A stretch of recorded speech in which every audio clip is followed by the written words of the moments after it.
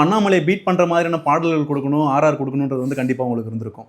அதுக்கான என்ன மாதிரியான ஒர்க்லாம் பண்ண ஆரம்பிச்சீங்க? என்ன மாதிரி இருந்தது? பாடல்லாம் முழுக்க அவருக்கு தான். தேவா சார் தான். ஆமாம், கம்ப்ளீட்டு அண்ணன் வந்து எப்படின்னாக்கா சாங் மேலே கம்போஸ் பண்ணிவிடுவார்.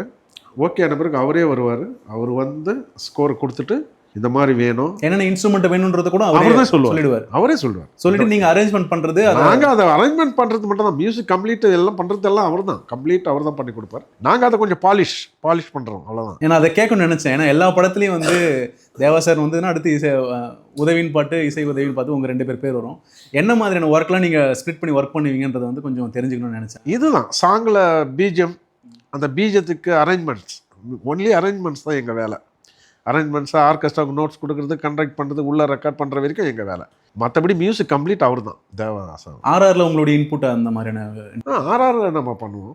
சில இன்ஸ்ட்ருமெண்ட்லாம் அவர் சொல்லுவார், இந்த மாதிரி வேணும், இந்த மாதிரி வரும்போது இதெல்லாம் வேணும்.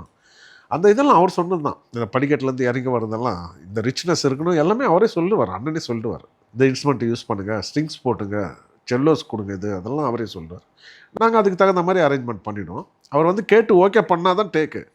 அண்ணன் வந்து கேட்கணும். அவர் சொல்லுவார், இதை கொஞ்சம் நான் மாற்றுங்க, சரியில்லை, அதெல்லாம் கொஞ்சம் வேண்டாம், கொஞ்சம் கட் பண்ண சொல்லுவார் இன்ஸ்ட்ருமெண்ட்டை.